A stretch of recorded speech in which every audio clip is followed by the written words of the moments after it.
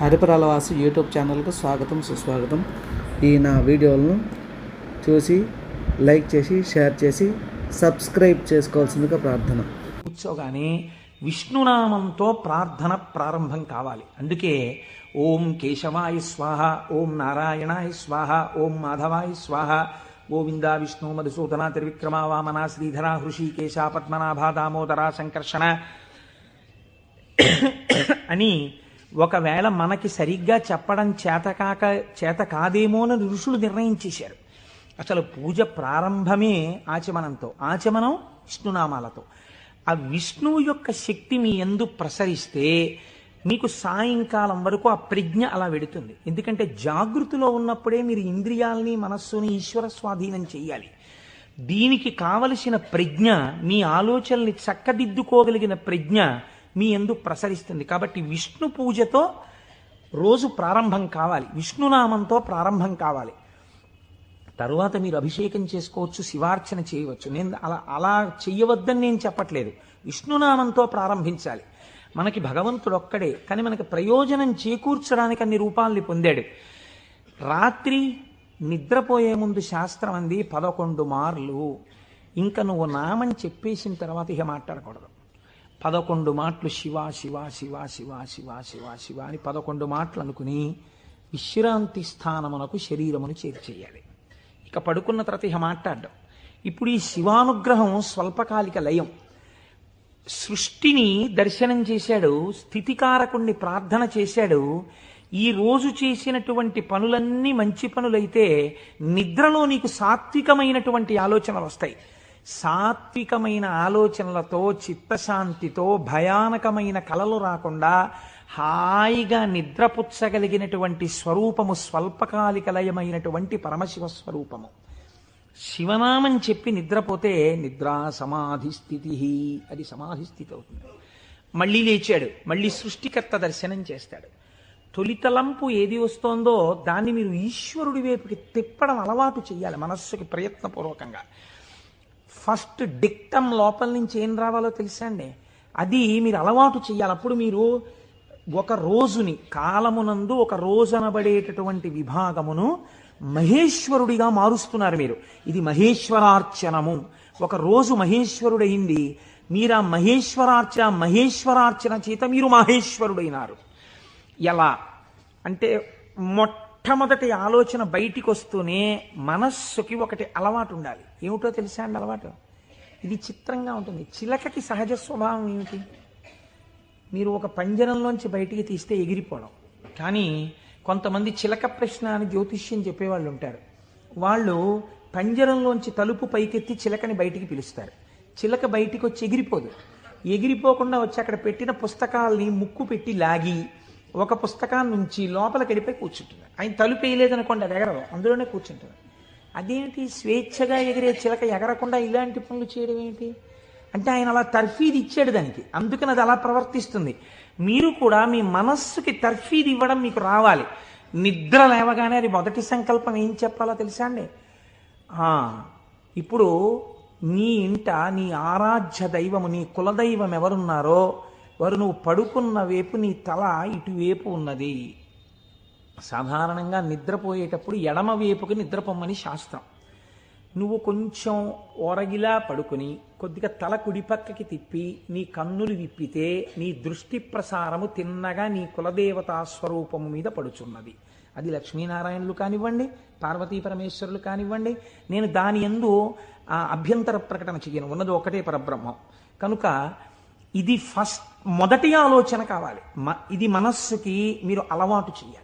అంతేకాని టైం అయిపోతోందని గడియారం వంక చూస్తూ కంగారుగా లేవడం అలవాటు కాకూడదు. మీ తల తిప్పి మీ కళ్ళు విప్పితే మీ మొట్టమొదటి దృష్టి ఇలా చెదురుతూ బాగా నిద్రపోయినటువంటి కనులలోంచి జరిగిన మొదటి కిరణ ప్రసారము పరమేశ్వర మూర్తి మీద పడడము చేత పరావర్తనము చెంది ఆ పార్వతీ పరమేశ్వర లేక లక్ష్మీనారాయణ దర్శనము ఇక్కడ జరిగి ఈ కంటితో చూసి లేచిన తర్వాత కాలు పెట్టే ముందు మనస్సు మళ్ళీ సముద్రవసనే దేవి పర్వత స్తనమండలే అని ఒక శ్లోకం చెప్పి కిందకి దిగగానే, గురువుగారు మీరు నాకు ఉపదేశం చేశారు, మీరు చెప్పిన బుద్ధితో ఈనాటి నా రోజు గడుచుగాక అని నేల మీద పడి గురువుగారి పాదాల్ని ఒక్కసారి మనస్సులో ధ్యానం చేసి వారి పాదాలకి శిరస్సు తాటించి పైకి లేవడం. ఇది మీకు అలవాటు అయిందనుకోండి, మీకు తెలియకుండా మీరు మొదటి ఆలోచన రావడానికి సాక్షి. ఇప్పుడు ఈ ఆలోచనని మీరు ఒక దిశానిర్దేశం చేస్తున్నారు. ఇది స్థితికారకత్వం. అసలు నిజంగా ఒడిసి పట్టడం, ఇలా తిప్పడాన్ని యథార్థమునకు ఒక రోజును మహేశ్వరుడిగా మార్చుట కాకుండా ఎక్కడో మహేశ్వరుడు ఉన్నాడు, ఆయన సృష్టికర్త, స్థితికర్త, ప్రళయకర్త. మీరెప్పటికి సృష్టికర్త, స్థితికర్త, ప్రళయకర్త దర్శనం చేస్తారు? లలితా సహస్రనామంలో, లలితా అష్టోత్తరంలో అమ్మవారికి ఒక నామం ఉంది, భావనామాత్ర సంతుష్టాయై నమః. మీ భావన ఎలా ఉందో దాని చేత ఆవిడ సంతుష్టురాలవుతుంది, ఆవిడ ఆనందిస్తుంది. ఇక్కడ మీరు భావన చేస్తుంటే ఈ శక్తి అంతా ఆవిడే. ఇక్కడ ఉన్న శక్తి, ఇక్కడ ఉన్నటువంటి ప్రకృతి వికారమైన శరీరం ఆవిడే. ఇది ఆయన్ని కోరుతోంది. దీన్ని దానితో కలపాలని ఆవిడ తెర పైకెత్తుతుంది. ఇది మాయా అన్న అవనిక ఒక రోజున పైకెత్తేస్తుంది ఆవిడ. అప్పుడు మీరు దానితో కలుస్తారు. ఇది జీవితంలో అనుసంధాన ప్రక్రియగా వెళ్ళవలసినటువంటి మహేశ్వర స్వరూపం. అంతేకాని మహేశ్వర స్వరూపం అనగా ఏదో దేవతలందరి చేత పూజింపబడవాడు, నేను దాన్ని దోషం అంటలేదు, నేను తప్పంటలేదు. కానీ మీరు అలా అనుసంధానం చేసుకుంటే అది భక్తికి బాగా పనికొస్తుంది. అందులో నేను ఎంతమాత్రము దోషమెంచను. కానీ మీకు ఇది నిత్య జీవితమునందు అలవాటులోకి తెచ్చుకోవలసినటువంటి ప్రక్రియ. మీరు ఇలా దర్శనం చేస్తూ వెళుతున్నారనుకోండి, మీ లయ పరమశివుడు. మీరు ఇప్పటిదాకా ఎవరితో కలిసి ఉన్నారు అని అడిగారనుకోండి, నిద్ర లేవగానే మీరు ధైర్యంగా చెప్పగలగాలి, నేను ఇప్పటి వరకు కైలాసమునందు పార్వతీ పరమేశ్వరులతో కలిసి ఉన్నాను. అది నా నిద్ర. ఎందుచేత? నా నిద్రని నేను అలా స్వీకరించాను పడుకోబోయే ముందు. నేను లేచినప్పుడు నేను చతుర్ముఖ బ్రహ్మ దర్శనము చేత సృష్టికర్త దర్శనమే నా యొక్క మేల్కొనుట. నా పూజామందిర ప్రవేశము స్థితికర్త యొక్క ప్రార్థన. నా నిన్నటి రోజు సృష్టికర్త, స్థితికర్త, ప్రళయకర్తల యొక్క సమాహారము, మహేశ్వర స్వరూపముగా నా చేత ఉపాసన చేయబడిన కాలము. కనుక నేనెవరినయ్యాను? మహేశ్వరోపాసన చేత నేను ఒక మహేశ్వరుడనైనాను. ఇది మీ జీవితమునందు రావలసిన ప్రక్రియ. ఇలా చెయ్యగా చెయ్యగా చెయ్యగా చెయ్యగా భ్రమరకీటక న్యాయంలో ఒకనాడు మీరు ఆ స్వరూపాన్ని పొందుతారు. ఇలా కాకుండా వేరొక రకమైనటువంటి ఆలోచనతో జీవితం వెళ్ళిందనుకోండి, వ్యగ్రతతో, అసలు మీరు ఆత్మలోంచి విడిపడడంలో మీకు కృతజ్ఞతాభావం లేదు. ఆ నిద్ర పట్టింది, లేవడం దేనికోసం? న్యూస్ పేపర్ కోసం. న్యూస్ పేపర్ తీస్తే ఏముంటుంది? న్యూస్ పేపర్కి ఎప్పుడు ఏం కావాలంటే మళ్ళీ రేపు కూడా మీరు 3 రూపాయలు ఇచ్చి కొనుక్కోవడానికి తగినటువంటి ఉద్వేగమును మీ యందు కల్పింపగలిగినటువంటి ప్రధానమైన వార్తని హెడ్లైన్స్గా వెయ్యాలి. అది పేపర్ టెక్నిక్. అంతేగాని మీ మనస్సుకి ఉల్లాసమును కల్పించేటటువంటి ఒక సాత్వికమైన విషయాన్ని తీసుకొచ్చి హెడ్లైన్స్గా వాళ్ళు ఎందుకు వేస్తారు? పేపర్ని కూడా మీరు దోషం పట్టకూడదు. అది వాళ్ళ యొక్క జీవన విధానం, అది పేపర్ యొక్క లక్షణం. అందరూ అలా కోరుకుంటున్నారు. కాబట్టి అందులో ఉద్వేగం ఉండి తీరుతుంది. ఉద్వేగము ఉండి తీరుతున్న విషయాన్ని నువ్వు ముందెళ్ళి పట్టేసుకుని పూజామందిరంలోకి వెళ్ళారనుకోండి, ఇప్పుడు మీ మనస్సు ఏమవుతుందంటే ఈ ఉద్వేగపూరితమైన విషయాన్ని మనస్సు పట్టుకుంది కాబట్టి దాన్ని పట్టుకు తిరుగుతుంటుంది. ఇక్కడ ఓం కేశవాయ స్వాహ, ఓం నారాయణాయ స్వాహ, ఓం మాధవాయ స్వాహ అంటుంటాడు. కానీ చూసా అక్కడ ఎలా అయిందో, ఎలా దెబ్బలాడుతున్నారు, ఏమిటో ఈ లోకం. ఇంకెందుకు ఆ పూజ అంటే? పట్టుకోకూడని వస్తువును ముందు పట్టుకుని నువ్వు ప్రారంభం చేశావు. మనస్సు చించలమైంది. దానికి సాత్విక భావనతో ప్రారంభం చెయ్యాలి. పరమ సత్వగుణ ప్రధానుడై, స్థితికారకుడై మీ మనస్సుని ఆహ్లాదపూరితముగా ఉంచి ఈశ్వరాభిముఖం చేయగలిగిన శక్తి విష్ణు శక్తి. అందుకని విష్ణునామంతో రోజు ప్రారంభం కావాలి. కనుక ఇది మీరు నిత్య జీవితంలోకి మహేశ్వర స్వరూపాన్ని తెచ్చుకోవలసినటువంటి విధానం. ఇప్పుడు ఈ మహేశ్వరుడు మీరు మామూలుగా వాంగ్మయ రీత్యా చూసినప్పుడు ఈయన నియంత అన్న మాట నేను తేలికగా ఎందుకు వాడేశానో తెలుసా అండి? అది పౌరాణికమైన భాషలో వాడబడిన మాట కాదు. నువ్విలా ఎందుకు చేశావు అని వేరొకరు అడగలేనివాడు.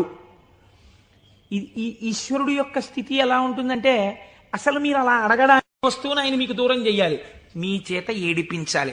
అది ఆయన తప్ప ఒప్ప? మీరు చేసిన పాపపుణ్యాలను ఆయన లెక్క రాసుకున్నాడు.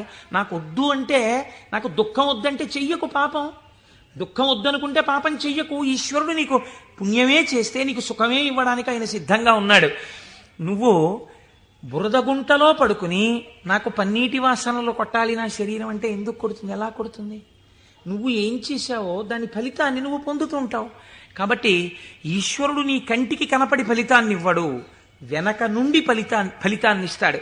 ఇదే పోతన గారు అంటారు, స్త్రీ పురుష నపుంసకమూర్తియును కాక తిర్యక అమర నరాది మూర్తియును కాక కర్మ గుణ భేద సరసత్ప్రకాశి కాక వెనుకనన్నియుతానగు విభుతలంతు. ఆ వెనకనున్న పరమాత్మ ఉన్నాడే, నేను ఆయనకి నమస్కరిస్తున్నాను అన్నారు. ఇప్పుడు చూడండి, ఆ మహేశ్వర శబ్దం గురించి అన్నారు, త్వం ఈశ్వరాణం పరమం మహేశ్వరం తం దేవతానాం పరమంచ దైవతం. దేవతలందరూ కూడా ఎవరిని ప్రార్థన చేసి నమస్కరిస్తారో, సర్వ జగత్తుని ఎవడు నియమించి పోషించి రక్షించుతున్నాడో, ఎవడు దీనిని నిలబెడుతున్నాడో, ఎవడు తనలోకి తీసేసుకుంటున్నాడో వాడే మహేశ్వరుడు. వాడు సర్వజగన్నియామకుడు, వాడు పరబ్రహ్మమై ఉన్నాడు.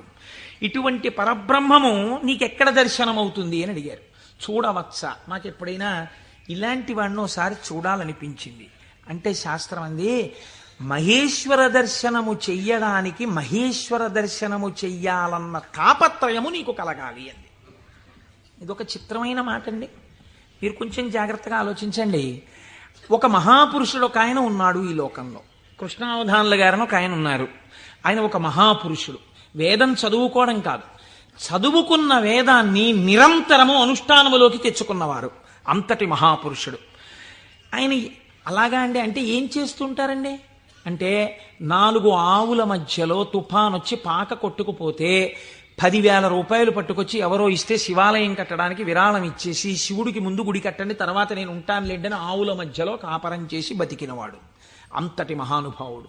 తను నమ్ముకున్న వేదాన్ని నిరంతరము ఆచరణలో పెడతారు. వారు నా గృహప్రవేశానికి వచ్చారు.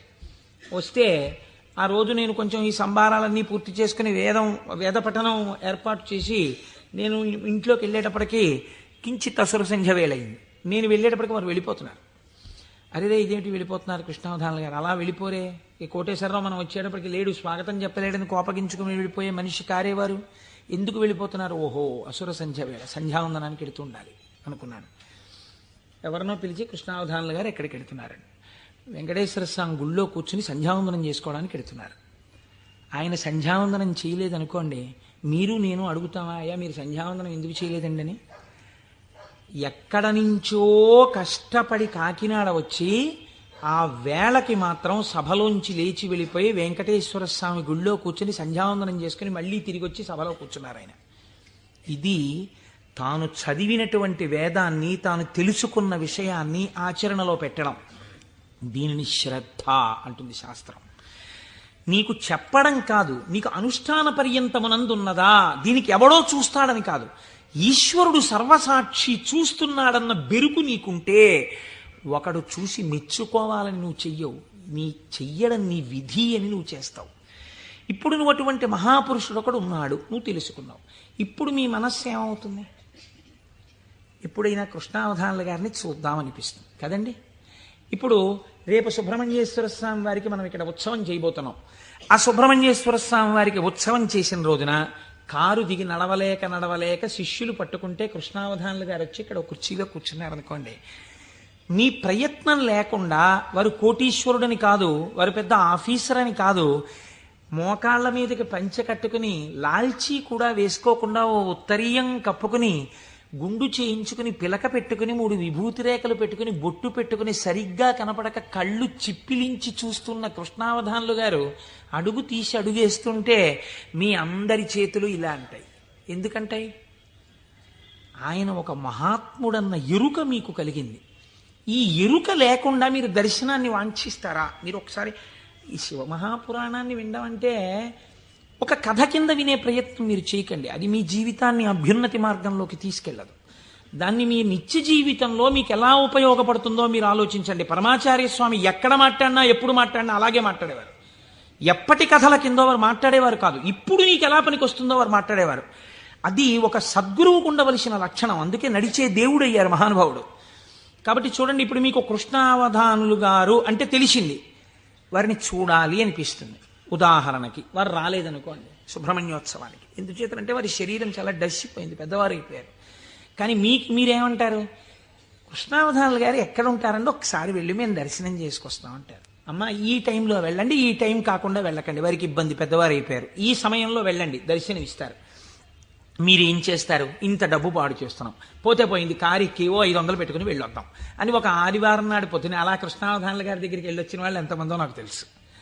కారు వేసుకుని వెళ్ళి అరడజన అరటిపళ్ళలో ఏవో ఇచ్చి ఒక్కసారి ఆయన్ని చూడగానే, ఇప్పుడు మీకు ఆయన గురించి ఆయన ఏం చెప్పుకోరుగా, కానీ మీరు ఆయన్ని చూస్తుంటే, ఆయన కూర్చుంటే, మీరు ఎక్కడి నుంచి వచ్చారమ్మా అని అడుగుతుంటే, ఆయన ఏదో 4 శ్లోకాలు చెప్తుంటే ఆ గొంతు తడబడిపోతుంటే, పెద్దవారైపోయి వారు మాట్లాడుతుంటే మీ మనసు ఆర్ద్రమైపోతుంది.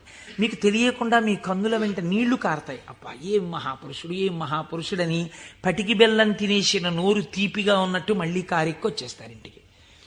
ఎందుకు వెళ్ళారు ఆ ఊరు 500 కారు చేయించుకుని? మీకు తెలిసింది కాబట్టి కృష్ణావధానులు గారంటే, కాబట్టి కదా మీరు దర్శనం చేశారు. మహేశ్వరుడు అంటే సృష్టికర్త, స్థితికర్త, ప్రళయకర్త అని నేను మాట చెప్పాను అనుకోండి, అది మీకు ఏం ఉపయోగపడుతుందని నేను ప్రశ్న వేస్తున్నాను, మీరు ఆలోచించండి. నేను ఈ మాట అన్నాను, అనుసంధానం మీరు కాలగతంలో ఒక రోజులోకి తెచ్చుకోండి, మీకు మహేశ్వర దర్శనం కలుగుతోంది అన్నాను. అది మీకు ఉపయుక్తం. మీరు చూడండి, నేనంటాను మహేశ్వరుడెవరో చూడాలన్న ఉత్సాహం కృష్ణావధానులు గారు ఎవరో తెలుసుకుంటే కలిగినట్టు, ఈశ్వరుణ్ణి చూడాలన్న ఉత్సాహం మీకు ఇక్కడ కలగాలంటే మీరు ఏం చేస్తే కలగదండి. నేను ఒక్క ఉదాహరణ చెప్తాను. నేను పూజ చేసుకోవడానికి కూర్చున్నాను అనుకోండి, ఓ బంతి పువ్వు చేత్తో పట్టుకున్నాను అనుకోండి. బంతి పువ్వు అన్న మాట ఎందుకు వాడానంటే చాలా తేలిగ్గా దొరికే పువ్వు, ₹1 ఇస్తే ఇన్ని పూలు ఇస్తారు. ఓ బంతి పువ్వు ఇలా పట్టుకున్నాను అనుకోండి, మీరు ఎప్పుడైనా చూడండి పువ్వు పైన వాసన వస్తుంది, బంతి పువ్వు యొక్క కాడ తుంపండిలాగా మంచి సువాసన వస్తుంది, కాడ తుంపితే సువాసన వస్తుంది. ఈశ్వర ఏమి అమరిక, ఒక గొట్టం మీద ఇదే రంగు రేకులు ఇలా ఇలా ఇలా ఇలా ఇలా ఇంత మొగ్గని అందులో ఇన్ని దాచి అలా విచ్చుకునేటట్టు చేసి ఇంత అమరికగా ఇలా ఉండి వాటి మీద మళ్ళీ ఓ వరస, వాటి మీద ఓ వరస, వాటి మీద ఓ వరస, మధ్యలో ఓ 5, ఇంత అందంగా తయారు చేసిన శిల్పి ఎవడు? ఎక్కడున్నాడు ఈ శిల్పి? ఈ పువ్వు నేను పూజామందిరంలో భగవంతుడి పాదముల దగ్గర వేసి రేపు ఇలా తీస్తే, కాడ పట్టుకుంటే ముందు రోజు పైకి లేచిన పువ్వు ఇవాళ కాడ పట్టుకుంటే ఇలా ఒరిగిపోయింది. ఈశ్వరుడి పాదాల మీద ఒరిగిపోవడం ఓ రోజంతా ఉండి నేర్చేసుకుని ఒరిగిపోతుంది. ఇప్పుడు అంత గుబాళింపు లేదు, అంత వాసన లేదు, ఆ రేకులన్నీ ఇలా ఒరిగిపోతున్నాయి. ఇంకొంచెం ముట్టుకుంటే దుర్గంధం వచ్చి చెమాయింపు వచ్చింది. ఎవరసలు దీన్ని ఇలా ఆ బంతి మొక్కలోంచి దీన్ని తెచ్చినవాడు, ఇంత విచ్చుకునేట్టు చేసినవాడు, ఇది ఇలా ఒడిలిపోయేట్టు చేసినవాడు ఎక్కడున్నాడు అని మీకు అనుమానం వచ్చింది అనుకోండి, అప్పుడు మీ పూజ ఆర్తితో ఉంటుంది. వాడే అటువంటి వాడై ఉన్నాడు, వాడు ఈ జగత్తునంతటినీ ఇలాగే సృష్టించి నిర్వహించి లయింపచేస్తున్నాడు, వాడే నా ఆరాధ్య దైవం అడిగో పూజామందిరంలో అని మీరు ఓం నిధనపతయే నమః అని పువ్వేయండి, రమించిపోయింది మీ హృదయం. ఇది మహేశ్వర దర్శనము. కాబట్టి ఇప్పుడు ఈ ఉత్సుకత, చూడాలి చూడాలి చూడాలి ఈశ్వరుణ్ణి అన్న తాపత్రయం మీరు సృష్టి స్థితి లయానుసంధానము నిరంతర ప్రక్రియగా చెయ్యడంలో ఉంటుంది. ఈ చెయ్యడంగా ఉంటే ఈశ్వరుడు ఎవడు? ఇప్పుడు మీరు తెలుసుకున్నారనుకోండి మహేశ్వరుడు ఏం చేస్తుంటాడో, ఇది తెలుసుకోవడం వల్ల మీకు ఆనందం కలుగుతుంది. ఇప్పుడు ఆయన సర్వజ్ఞత, తృప్తి, అనాదిబోధ, స్వతంత్రత, నిత్యమలుప్త శక్తి, అనంత శక్తిశ్చ విభోర్విధిజ్ఞా షడాహురంగాని మహేశ్వరస్య అంది శాస్త్రం. ఆయన సర్వజ్ఞత. నేను ఇక్కడ కూర్చుని ఉన్నాను అనుకోండి, నేను ఈ సభలో జరుగుతున్న విషయాన్ని పసిగట్టగలను. అసలు అది కూడా ఒక్కొక్కసారి జరగదు. ఎందుచేత అంటే నేను ఒక్కొక్కసారి అడిగినటువంటి ప్రశ్న కొంతమందికి ఈయన నిజంగానే అడుగుతున్నాడా అనిపించవచ్చు. ఎందుచేత అంటే మీరు నిన్నను కోటేశ్వరారు నిన్న ఉపన్యాసానికి వచ్చాను, నిన్న మీరు వచ్చారా అంటే అదేమిటి మీ ఎదురుగుండానే కదండి కూర్చున్నాం అంటారు. నాకు స్ఫురణలోకి వెళ్ళదు. ఎందుకు వెళ్ళదు అంటే నేను ఒక విషయాన్ని ప్రతిపాదన చేస్తున్నప్పుడు నా మనస్సు అసలు ఆ విషయం మీద రమిస్తే కదా అది వాక్కులుగా బయటికి వచ్చేది. నా మనసే రమించలేదనుకోండి, నా మనస్సు లోపల దర్శనం చేయట్లేదనుకోండి, మీకు వాక్కులుగా ఎలా వస్తుంది నా నోటి నుంచి? నా మనస్సు అక్కడ ఉండిపోయినప్పుడు నా కన్నులు ఇలా తిరిగినా ఏవో కళ్ళంలోంచి మనస్సులోకి ఎడతాయి, కానీ ఇవన్నింటినీ మనసు పట్టుకుంటోందని మీరు అనుకుంటున్నారా? పట్టుకోవట్లేదు. ఎందుకంటే ఆ మనసు వేరొక వస్తువుని పట్టుకుని ఉంది. దానికోసం ఉపన్యాసం చెప్పడం, ఇంకో ప్రయోజనం కోసం కాదు. ఇలా కూర్చుంటే కాసేపు పట్టుకుంటుంది ఆ వస్తువునని. కాబట్టి ఇప్పుడు అది పట్టుకుని ఉంది, కాబట్టి ఇది పట్టుకోదు, ఇది వదిలిపెట్టేసింది. కాబట్టి కన్ను చూసినా మనస్సు పట్టుకోకుండా వదిలిపెడుతోంది. అలా మీకు నా యొక్క సర్వజ్ఞత యందు ఒక పరిధి ఉంది. నేను ఇక్కడే ఉన్నా నాకు కొన్ని తెలియవు. ఈశ్వరుడు అలా కాదు. మహేశ్వరుడంటే సమస్త ప్రాణుల యొక్క హృదయగతమైన అభిప్రాయములను కూడా తెలుసుకోగలడు. మీరు బాగా గుర్తుపెట్టుకోండి. మీరు చేస్తున్న పూజని చూసి నేను పూజ చేసుకుంటున్నాను అనుకోండి, ఉదాహరణ, వేరొకరి మీద ఎందుకు పెట్టాలి? నేను పరమ డాంబికంగా ఇన్ని పువ్వులు పెట్టుకుని ఓం నిధనపతయే నమః, ఓం నిధనపతాంతికాయ నమః, ఓం ఊర్ధ్వాయ నమః, ఓం ఊర్ధ్వలింగాయ నమః అన్న పూజామందిరంలో కూర్చుని పుష్పార్చన చేస్తున్నాను అనుకోండి. మీరు కోటేశ్వరరావు గారు ఉన్నారా అండి అని హాల్లోకి వచ్చి కూర్చున్నారనుకోండి.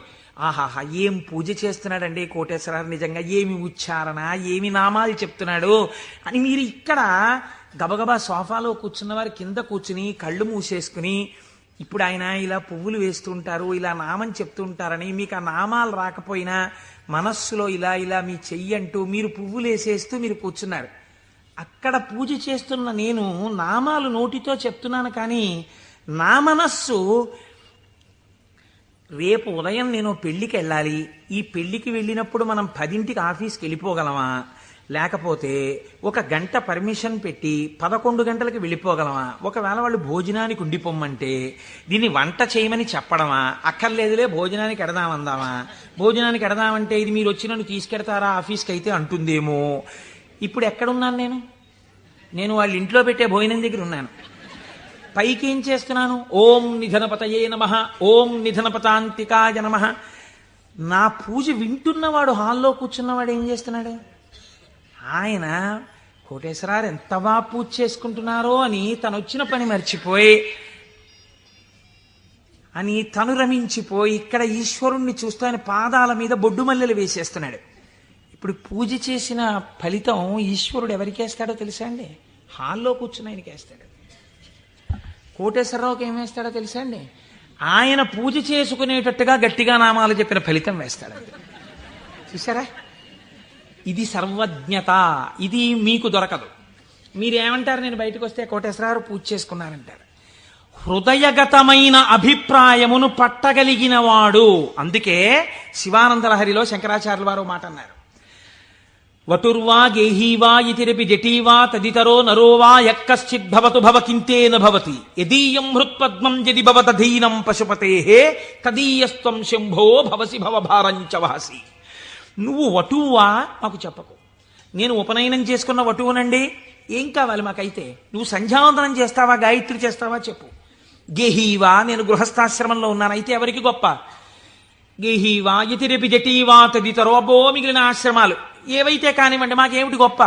ఇవి కాదు. నీ మనస్సుని ఈశ్వరుడి పాదముల మీద పెట్టడం నీకొచ్చా? నీకొస్తే చెప్పు. ఈశ్వరుడు నీ వెంట పరిగెడుతున్నాడు, నీ మనస్సు అక్కడ పెట్టడానికి నువ్వు చేస్తున్నటువంటి పరిశ్రమకు పూజ అని పేరు. నీకు అది అలవాటు అవ్వడానికి పూజ చేస్తున్నావు. నువ్వు అది అలవాటు అయిపోతే ఎక్కడున్నా పూజ చేయగలవు, అంటే దాని అర్థం పూజ మానేయమని కాదు. కాబట్టి హృదయగతాభిప్రాయమును పట్టగలిగినటువంటి వాడు. ఇది సర్వజ్ఞత, స్వతంత్రత. ఇవి రెండు ముడిపడి ఉంటాయి ఈశ్వరుడితోటి. అన్నీ చూస్తుంటాడు ఏకకాలమునందు. సమస్త చరాచర జగత్తులో ఉన్నటువంటి ప్రాణుల యొక్క హృదయాంతర్గత భావములను తాను చూస్తాడు. చూసి ఆ భావముల యొక్క పరిపుష్టి చేత మోక్షాన్ని కూడా అనుగ్రహించేస్తాడు. మీకు పైకి దొరకదు, మీకు ఒక్క నాటికి పైకి చూస్తే దొరకదు. నేను మీకు దీనికి ఒక ఉదాహరణ చెప్తాను. మనం ఇవి వినటం చేతనే పరమశివుడు ప్రసన్నుడవుతాడు. పెరియ పురాణం అని మనకి నాయనార్ల చరిత్ర చెప్తుంది. అందులో శాక్య నాయనార్ అని ఒక నాయనార్. ఆయనకి గొప్ప శివభక్తి తత్పరుడు.